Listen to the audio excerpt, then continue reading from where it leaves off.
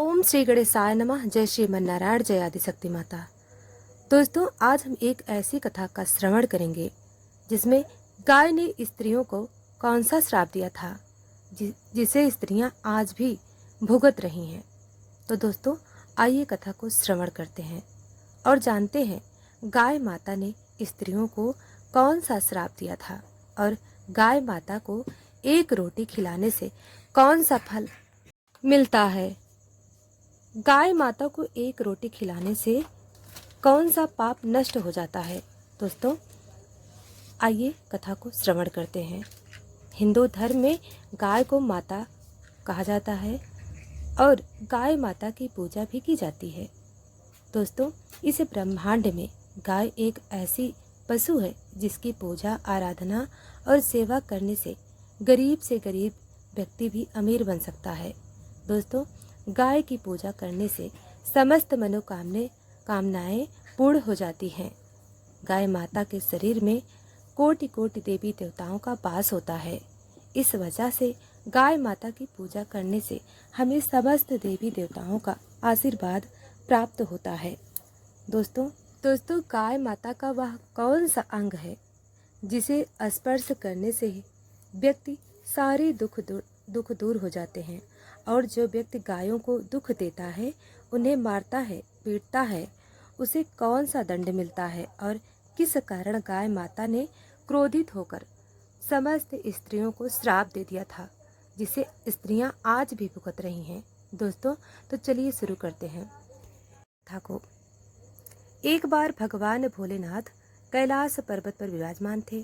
तभी अचानक नारद जी नारायण नारायण का जाप करते हुए उनके पास आकर रुक जाते हैं और भगवान शिव जी को प्रणाम करते हैं। तो भगवान शिव जी नारद जी से कहते हैं, कहिए नारद जी, किस प्रयोजन से आना हुआ। तब देवऋषि नारद कहते हैं, आप तो त्रिकालदर्शी हैं, आपको तो मेरे आने का उद्देश्य से पता ही है कि आपके पास क्यों आया हूँ, लेकिन आप फिर भी यह प्रश्न कर रहे हैं। तब भगवान भोलेनाथ कहते हैं, हे देवऋषि नारद, हम आपकी दुविधा को समझते हैं। आप बिल्कुल निश्चिंत होकर हमसे प्रश्न पूछ सकते हैं। पूछें, हम आपको आपके प्रश्नों का उत्तर अवश्य देंगे। तब देवऋषि नारद बोले, प्रभु, अभी अभी मैंने देखा कि कुछ लोग गौ माता की पूजा कर रहे थे और उन्हें रोटियां खिला रहे थे, उनकी सेवा कर रहे थे। मैं गाय को रोटी खिलाने का महत्व जानना चाहता हूँ। और व्यक्ति गायों की सेवा करता है, उनकी पूजा करता है, उन्हें कौन सा फल मिलता है। वहीं दूसरी तरफ मैंने देखा कि कुछ लोग गाय माता पर अत्याचार कर रहे थे, उन्हें ऐसा करने पर कौन सा दंड मिलता है और वह कौन सा श्राप है जो गाय माता ने समस्त स्त्रियों को दिया है, जिसे कलयुग की समस्त स्त्रियां भोग रही हैं। मेरी यह जानने की तीव्र इच्छा हो रही है। तब भगवान शिव मुस्कुराते हुए देवऋषि नारद से कहते हैं, हे नारायण, भक्ति नारद जी के आपके यह सभी प्रश्न बहुत ही महत्वपूर्ण हैं और आपने इन सभी प्रश्नों को पूछकर पूरी ब्रह्मांड का उद्धार कर दिया है। लेकिन मैं आपको आपके प्रश्नों का उत्तर देने से पहले आपको एक अत्यंत ज्ञानवर्धक कथा सुनाना चाहता हूँ। जो भी भक्त इस कथा को पूरा सुनता है, उसके कोटि अपराध माफ करता हूँ। दोस्तों, भगवान शिव जी कहते हैं, भारत के रामपुर शहर में मोहन नाम का एक धनवान सेठ रहता था। वह प्रतिदिन भगवान की पूजा आराधना करता था। उसके जीवन में कोई दुख दर्द नहीं था। वह सुखपूर्वक अपने जीवन का निर्वाह कर रहा था। लेकिन कहते हैं ना कि बिना सुख और दुख का मनुष्य बिना जल के मछली के समान होता है। इसलिए मनुष्य के जीवन में सुख के साथ दुख का आगमन होना ही चाहिए। उस सेठ के साथ भी ऐसा ही हुआ। कुछ हुआ था, उसके जीवन में सिर्फ एक ही दुख था कि उसको अभी तक संतान की प्राप्ति नहीं हुई थी। इस वजह से वह बहुत दुखी रहता था। उसने अपनी पत्नी को न जाने कितने डॉक्टर, वैद्य, हकीम को दिखाया, लेकिन उसे संतान प्राप्ति नहीं हुई। एक दिन मोहन अपने किसी कार्य से किसी नगर की तरफ जा रहा था। तब उसने देखा कि एक तपस्वी महात्मा जी अपनी साधना में लीन है। तब वह मोहन महात्मा जी के पास रुक जाता है और कुछ देर ऐसे ही बैठने के बाद तपस्वी महात्मा जी अपनी आंखें खोलते हैं। तो मोहन उन महात्मा जी से कहता है कि मित्र, आपने मेरे जीवन से अपने जीवन से बहुत ही परेशान हूँ, कृपया आप मुझे इस कष्ट से निजात दिलाइए। तब वे महात्मा जी उस मोहन नाम के सेठ से कहते हैं, हे वत्स, तुझे किस बात का कष्ट है? लगता नहीं है कि तुझे कोई भी कष्ट होगा। फिर मोहन बड़े ही दुखी भाव से कहता है, मेरा कष्ट यह है कि मेरे विवाह को कई वर्ष हो चुके हैं, लेकिन अभी तक मुझे संतान की प्राप्ति नहीं हुई। कृपया आप मुझे यह बताने का कष्ट करें कि मुझे संतान की प्राप्ति क्यों नहीं हो रही है, और आप कृपया करके मुझे संतान प्राप्ति का भी उपाय बताइए, जिसे करने के बाद मुझे संतान सुख मिल सके। तब वे महात्मा जी अपनी अंतर्मन की शक्ति से उस मोहन नाम के सेठ जीवन से घटित सभी घटनाओं को देख लेते हैं और क्रोध में उस सेठ से कहते हैं, अरे मूर्ख मानव, तूने घोर पाप किया है। क्या तुझे याद नहीं, एक बार जब तू किसी नगर को जा रहा था, तब एक वृक्ष के नीचे एक गाय अपने बछड़े के पास भूख प्यास से तड़प रही थी। तब तूने ना तो उस गाय को भोजन करवाया और ना ही तूने उस गाय को प्रणाम किया। उस गाय ने तुझसे सहायता मांगी, लेकिन तूने उस दिन उस गाय माता की पुकार को सुनकर भी नज़रअंदाज कर दिया था, और तेरी इसी उदंडता को देख उस गाय ने तुझे संतान न होने को श्राप दे दिया था। हे मानव, जो भी व्यक्ति गाय माता को कष्ट में देखकर उनकी सहायता नहीं करता, उस व्यक्ति को घोर पाप लगता है। दोस्तों, भगवान शिव देव ऋषि नारद से कहते हैं कि देव ऋषि नारद जी, इस प्रकार उन महात्मा जी ने उस मोहन नाम के श्रेष्ठ को उसके पाप के बारे में बता दिया। तब वह सेठ रोते हुए कहता है, हे भगवान, मुझसे इतना बड़ा पाप कैसे हो गया? मुझे अपने आप से घृणा हो रही है। मेरी वजह से उस गाय और बछड़े को इतना दुख सहना पड़ा। फिर मोहन सेठ उन महात्मा से कहता है कि हे गुरुदेव, मैं अपने इन पापों का प्रायश्चित करना चाहता हूँ। मैं जानना चाहता हूँ कि मेरा अपराध क्षमा योग्य है या नहीं, लेकिन फिर भी मैं अपनी इस उन्नता या प्रायश्चित करना चाहता हूँ। कृपया करके आप मुझे इसका उपाय बताएं, जिसे करने के बाद मुझे मेरे पापों से मुक्ति मिल सके। फिर वे महात्मा जी उस मोहन नाम के सेठ से कहते हैं, हे मोहन, तुम दुखी मत हो। इसका उपाय यह है कि तुम मेरे आश्रम के समीप रहने वाली कालिंदी गाय की सेवा करो, उसकी पूजा आराधना करो। वह तुमको अवश्य ही पुत्र का आशीर्वाद देगी। फिर वे महात्मा जी मोहन को एक मंत्र जाप करने के लिए कहते हैं और कहते हैं कि इस मंत्र का जाप करना है। अगर पहले ही बार मंत्र का जाप करने से वह गाय माता तुम्हारे पास आ जाती हैं, तो तुम्हें पुत्र की प्राप्ति अवश्य होगी। अगर वह गाय किसी वजह से तुम्हारे पास नहीं आती, तो अवश्य ही तुझे पृथ्वी की सारी गाय माताएं रुष्ट हो गई हैं। तब वह सेठ उस मंत्र का जाप करने लगता है। उसके पहली बार ही मंत्र का जाप करते ही वह गाय उस आश्रम में मोहन नाम के सेठ के पास आने लगती है। उस गाय को आता देखकर वे महात्मा जी बोले, वत्स, तू देख, तेरी केवल एक ही मंत्र का जाप करने से यह गाय माता स्वयं चलकर तुम्हारे पास आ रही हैं। तू बहुत ही भाग्यशाली है। यह गाय निश्चित ही तेरे सभी दुखों का दूर करने वाली है। इस गाय को वन में चराकर इसकी सेवा करना, जंगल में रहने वाले हिंसक पशुओं से इसकी रक्षा करना, और अपनी पत्नी से भी कह देना कि वह भी इसकी गाय माता की सेवा करे, आराधना करे, जिससे प्रसन्न होकर यह गाय तुझे संतान प्राप्ति का आशीर्वाद प्रदान करे। फिर मोहन उन महात्मा जी को प्रणाम करके उस गाय को अपने साथ अपने घर ले जाता है और अपनी पत्नी से कहता है कि भाग्यवान, हमें संतान के लिए इस गाय की सेवा करनी है। दोस्तों, फिर देव ऋषि नारद आगे बताते हैं कि दूसरे दिन सुबह होते ही उस मोहन सेठ की पत्नी उस गाय की पूजा करती है, उसे कुछ रोटियां खिलाती है। फिर वह सेठ उस गाय को चराने के लिए वन में चला जाता है। उस वन में पहुंचकर सेठ उस गाय को हरी हरी घास खिलाने लगता है। जब वह गाय किसी वृक्ष के नीचे विश्राम करने के लिए बैठती है तो वह सेठ भी उसके साथ बैठ जाता है और विश्राम करने लगता है। फिर वह मोहन नाम का सेठ उस गाय के शरीर पर बैठी हुई मच्छर मक्खियों को हटाने लगता है और अपने हाथों से उसके मस्तक को सहलाने लगता है। इस प्रकार उस सेठ को उस गाय की सेवा करते हुए शाम हो जाती है तो मोहन उस गाय के साथ अपने घर लौट आता है। घर पहुंचते ही वह गाय अपनी पूंछ से धूल उड़ाती है तो मोहन का घर पवित्र हो जाता है और उसके सभी पाप नष्ट हो जाते हैं। फिर मोहन की पत्नी उसकी विधि पूर्वक पूजा आराधना करती है और उसके चरणों में कई बार मस्तक झुका कर फिर आशीर्वाद लेती है और प्रार्थना करती है और हाथ जोड़कर वह उसके आगे खड़ी हो जाती है। फिर वह गाय उस मोहन सेठ की पत्नी की पूजा को स्वीकार कर लेती है। मोहन की पत्नी पर अपनी दृष्टि डालकर उसके सभी दोष को समाप्त कर देती है। गाय की दृष्टि पड़ते ही उस सेठ की पत्नी पवित्र हो जाती है। इस प्रकार उस मोहन सेठ को उस गाय की सेवा करते हुए 30 दिन बीत जाते हैं।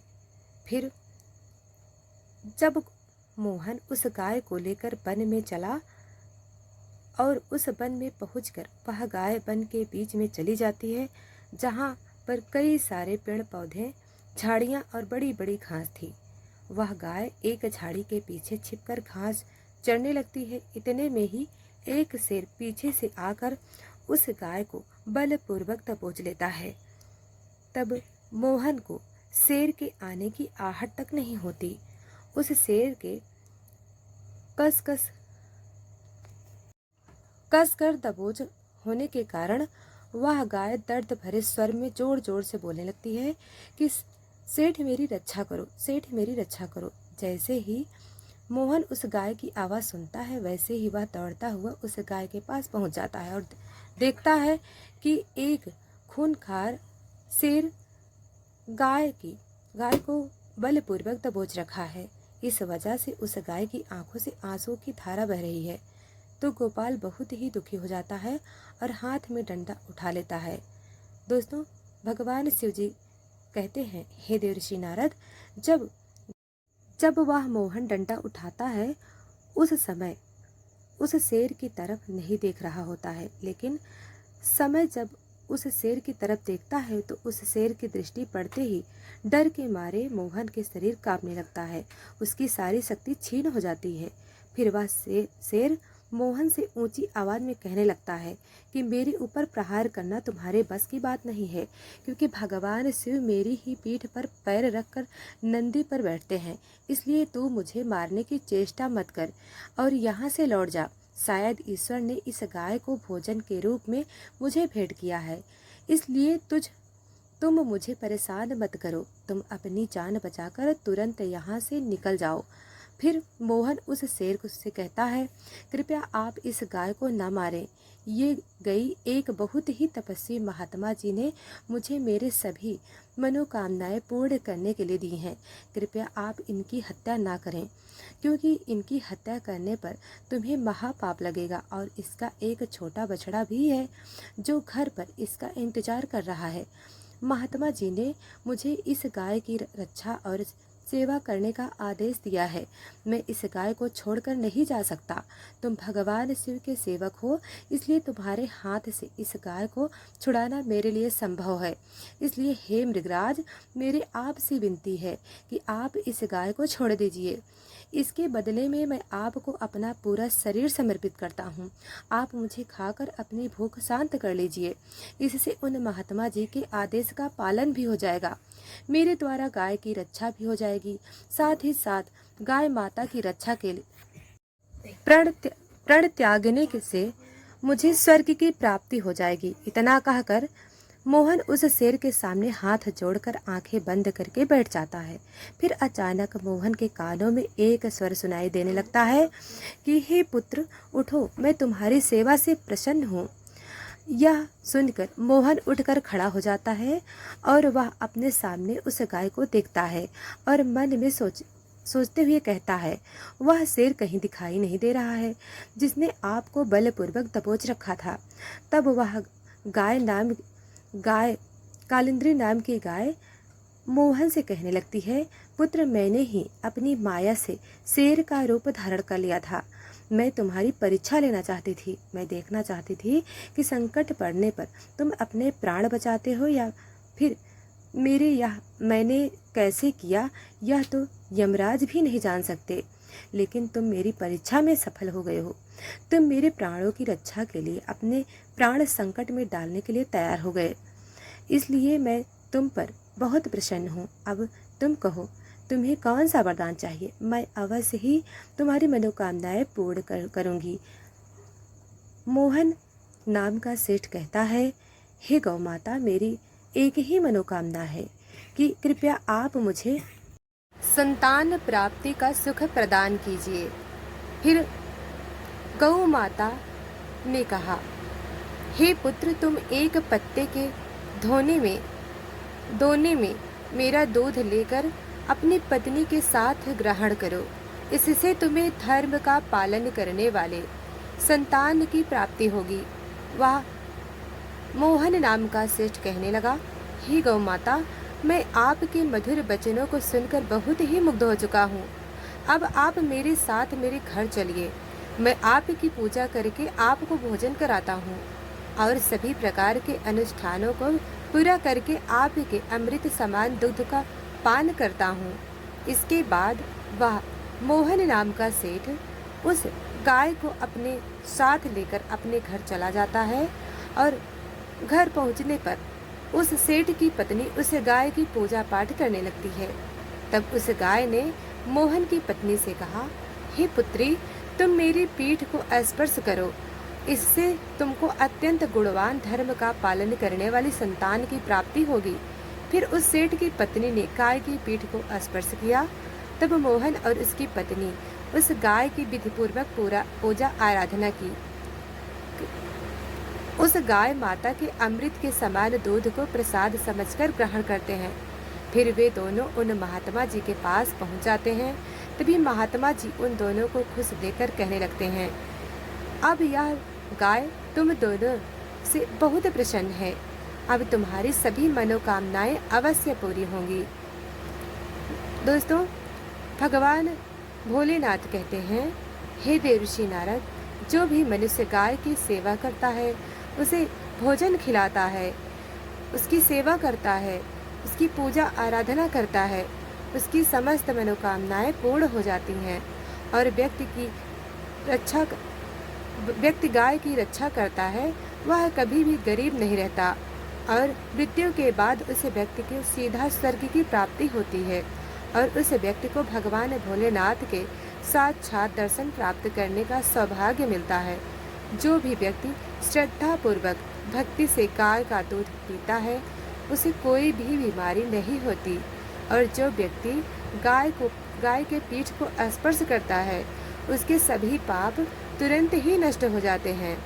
और जो व्यक्ति गाय को रोटी खिलाता है, वह व्यक्ति नरक के बैतरणी नदी को गाय की पूंछ पकड़कर पार कर लेता है। दोस्तों, इतना करने से ही मनुष्य सभी ऐश्वर्य और यश को प्राप्त कर लेता है। वह व्यक्ति कभी भी गरीब नहीं रहता। अतः हमें गाय माता की सेवा आराधना अवश्य करना चाहिए, क्योंकि ऐसा करने से मनुष्य के 7 पीढ़ियों तक मनुष्य योनि में जन्म लेने का सुख भी प्राप्त होता है। गाय माता की सेवा करने वाला व्यक्ति रंग से राजा बन सकता है। दोस्तों, भगवान भोलेनाथ देवर्षि नारद से कहते हैं, इस प्रकार मोहन के द्वारा उस गाय की सेवा करने से उसे पुत्र रत्न की प्राप्ति हुई। तब देव ऋषि नारद जी, आपके प्रश्न का उत्तर मिल गया होगा। आपका दूसरा प्रश्न क्या था? जो व्यक्ति गाय को मारता पीटता है, उसे दंड मिलता है। तो मैं बता दूं, उन व्यक्तियों को ऐसा करने से नरक की प्राप्ति होती है। ऐसा करने से नरक देवता यमराज जी कई वर्षों तक उन्हें खौलते हुए तेल के घड़े में पकाते हैं। भगवान शिव जी कहते हैं, हे नारद जी मुनिवर, तो आपको आपके प्रश्नों का उत्तर मिल गए होंगे। तब देवऋषि नारद जी कहते हैं, प्रभु आपने मुझे इस प्रश्न का उत्तर दिया कि गौ माता ने समस्त स्त्रियों को वह कौन सा श्राप दिया था जिसे आज के दिन स्त्रियां भोग रही हैं। तब देवऋषि नारद जी बातों को सुनकर भगवान जी कहते हैं, देवऋषि नारद जी आपको आपके प्रश्न का उत्तर जानने के लिए एक ज्ञानवर्धक कथा सुननी होगी। दोस्तों, एक गांव था। उस गांव में एक किसान था। उसकी पत्नी बहुत ही लालची स्वभाव की थी। उसके लालची स्वभाव से वह किसान बहुत परेशान रहता था। भगवान शिव जी कहते हैं, एक दिन जब उस गाय को गर्भवती हुए 9 महीने बीत जाते ही उसके लालची स्वभाव से वह किसान बहुत परेशान रहता था। भगवान शिव जी कहते हैं, एक दिन जब उस गाय को गर्भवती हुए 9 महीने बीत जाते हैं तब अचानक से उसे तीव्र पीड़ा होने लगती है। लेकिन किसी तरह से वह उस पीड़ा को सहन कर लेती है। वह गाय एक सुंदर बछड़े को जन्म देती है। उस बछड़े को जन्म देने के बाद वह बछड़ा बहुत ही ज़्यादा गंदा हो जाता है, क्योंकि वह गाय ने गलती से अपने बछड़े को कीचड़ में जन्म दे दिया था। और वह गाय अपने बछड़े को हिंसक जंतुओं से बचाने के लिए उसे अपनी पीठ पर रखने का प्रयास करने लगती है। लेकिन वह ऐसा करने में बार बार असफल हो रही थी, जिससे वह गाय बहुत ही दुखी हो रही थी। अचानक किसान की पत्नी किसी कार्य के लिए उस वन में पहुंच जाती है, जहां पर वह गाय अपने बछड़े को हिंसक जंतुओं से बचाने के लिए उस बछड़े को अपनी पीठ पर रखने की कोशिश कर रही थी। जब किसान की पत्नी ने देखा कि उस गाय ने एक बछड़े को जन्म दिया है और उसके आसपास भी कोई नहीं है, तो किसान की पत्नी के मन में लालच जाग उठा और वह अपने मन में सोचने लगती है कि चलो मैं इस गाय को अपने घर ले चलती हूँ। यह मुझे ढेर सारा दूध देगी, जिससे मैं बहुत सारा धन इकट्ठा कर लूँगी। ऐसा सोचकर जैसे ही वह स्त्री उस गाय की ओर जाने लगती है, तब उस गाय ने देखा कि उसके पास एक सुंदर सी स्त्री तीव्र गति में चलती हुई आ रही है। उस गाय ने किसान की पत्नी से कहा कि आप कृपया मेरे इस बच्चे को पीठ पर रख दो, क्योंकि यह अभी बहुत छोटा है और 9 महीने बाद चलने लगेगा। गाय को यह पता नहीं था कि उसका बच्चा जन्म देने के बाद चलने लगता है और उस समय मनुष्य के बच्चे भी पैदा होते ही चलने लगते थे। उस गाय को यह बिल्कुल भी नहीं पता था कि उस गाय की बातें को सुनकर किसान की पत्नी को हंसी आ जाती है और वह हंसते हुए उस गाय से बोली, अरे मूर्ख गाय, मैं तुम्हारे बच्चे को तुम्हारी पीठ पर क्यों रखूं? तुम्हारे इस बच्चे को देखो तो यह कितना गंदा हो चुका है। इसके ऊपर सारी मिट्टी और कीचड़ लगी हुई हैं। अगर मैं तुम्हारे पीठ पर रखूंगी तो मेरी इतनी सुंदर साड़ी गंदी हो जाएगी। तभी क्रोध में आकर उस गाय ने उस किसान की पत्नी को श्राप देते हुए कहा कि हे मूर्ख स्त्री, तू मेरे बच्चे को मेरी पीठ पर रखने की हिचकिचा रही है।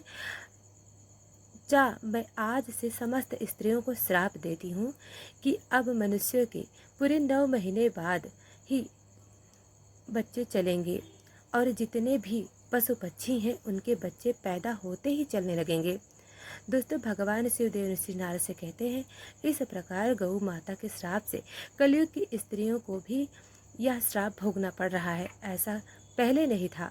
पहले मनुष्य के बच्चे पैदा होते ही चलने लगते थे। सतयुग में सुखदेव पैदा होने के तुरंत बाद ही अपने पैरों पर चलने लगे थे और वेदव्यास भी जन्म लेने के तुरंत बाद भी अपने पैरों से चलने लगे थे। यह बात तो सतयुग की थी, लेकिन कलयुग में ऐसा कुछ भी नहीं है। कलयुग में मनुष्य के बच्चे अपने पैर पर चलने के लिए कम से कम 9-10 महीने लग जाते हैं। इसका कारण यह है कि गाय माता ने क्रोध में आकर समस्त स्त्री जात को भयानक श्राप दे दिया था। उस दिन के समस्त स्त्रियों के बच्चे पैदा होते ही अपने पैरों पर चलने की प्रक्रिया वहीं पर रुक गई और गौ माता के श्राप के कारण कलयुग में स्त्रियों के बच्चे 9-10 महीने के बाद ही चलते हैं और गाय के बच्चे उसी दिन से पैदा होते ही अपने पैरों पर चलने लगते हैं।